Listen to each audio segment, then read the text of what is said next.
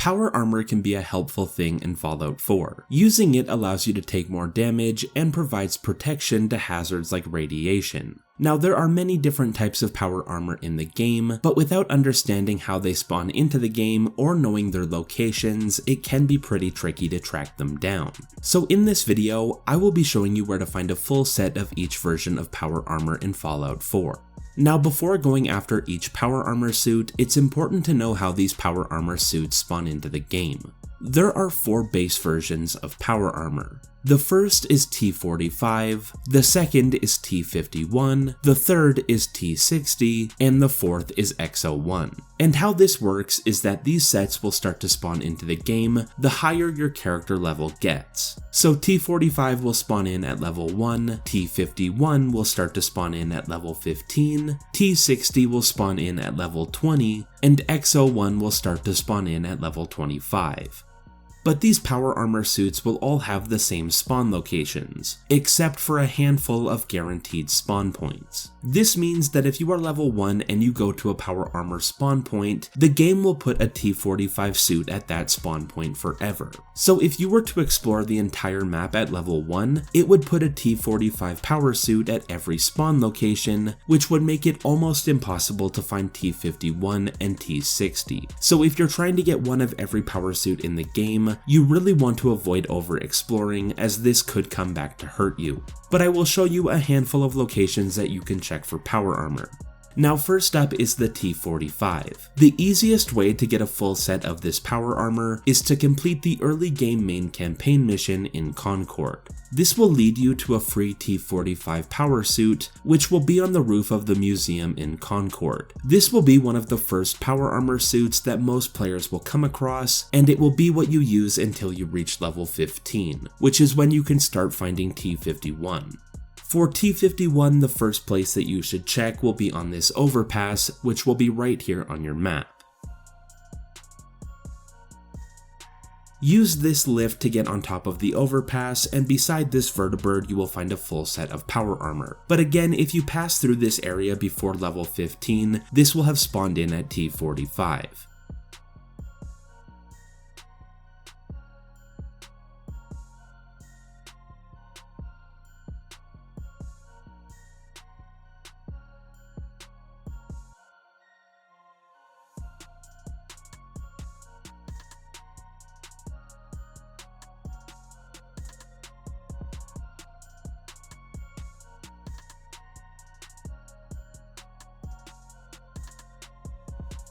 But you can also check this other location on your map. Here you will find a power armor suit in a cage, and to get it you will just need to hack the terminal on the cage to open the door.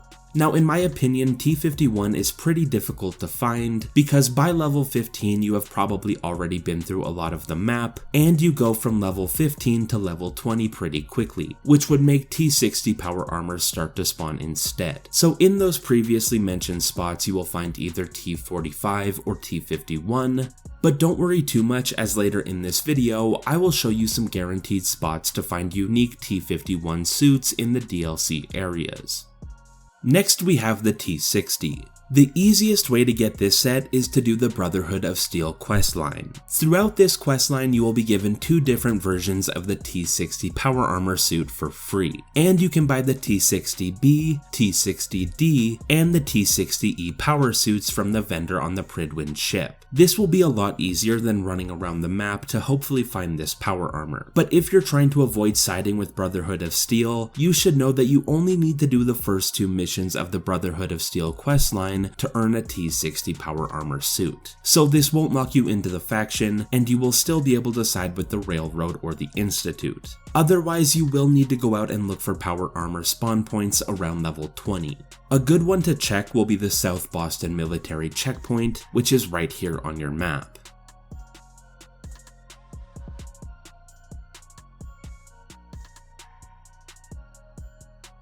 Next we have the Raider power armor. From what I understand, Raider power armor doesn't have a level requirement for spawning. Instead, you will just need to know where to find it. So to find the Raider power armor, you will need to head over to this cave in the glowing sea, and here you will find a full free Raider power armor suit.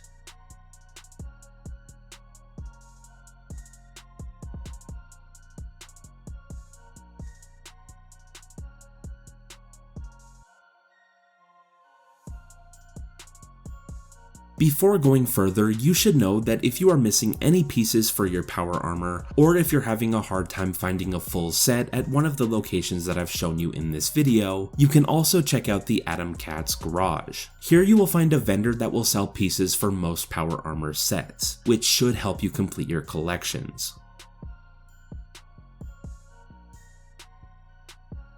Next up, we have the X01 Power Armor Suit. This was considered to be the best and rarest power armor in the base game of Fallout 4, but since release, more power armor suits have been added to the game that I will show you in this video. But to get your hands on a full set of X01 power armor, head over to 35 Court, which will be an unmarked building right here on your map. When you get here, 2 enemies will spawn in that you will need to defeat, but once you defeat both of them, you can hit the red switch in both of the rooms that they spawned into. This will unlock the door leading to a full X01 power armor suit.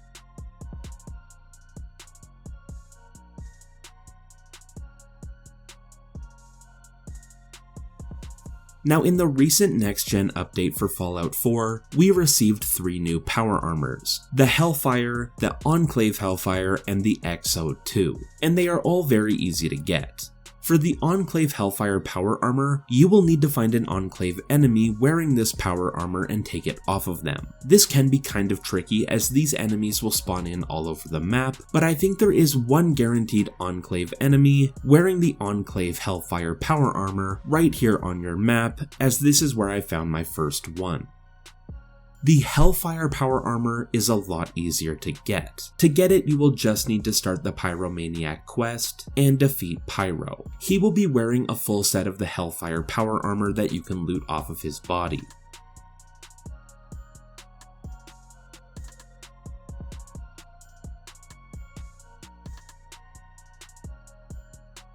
And the X02 power armor is also very easy to get. All you will need to do is start the Speak of the Devil quest, which is a very easy quest that will take you to different areas of the map, and at the end of the quest you will get the X02 power armor as a reward.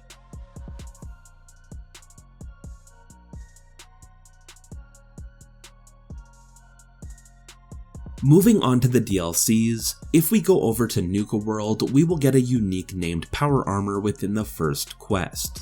This will be the Overboss's power armor, and in my opinion it is very good, and it even comes with a legendary chest piece and a very unique look.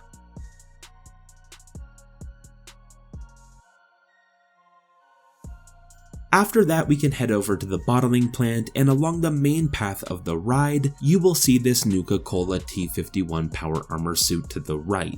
To get it, you will need to make your way to this terminal, which will be close to the bottling area of the building, then just hack it to unlock the door.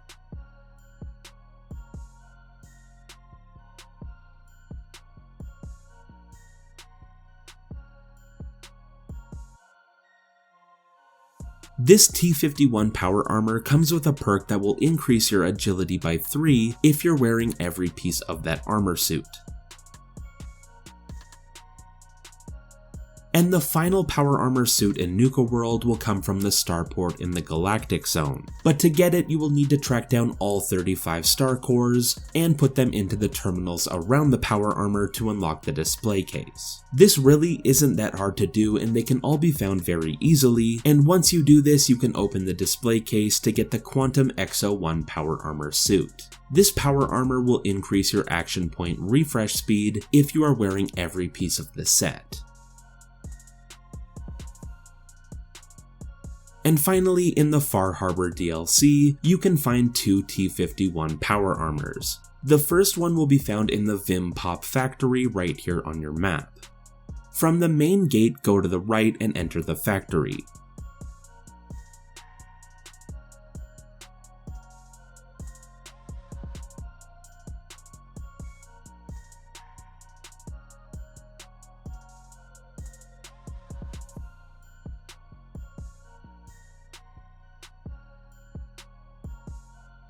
And the power armor suit will be on the floor directly above where you are. And the second one can be found in the back of a truck on the road to the north of the National Park Visitor Center.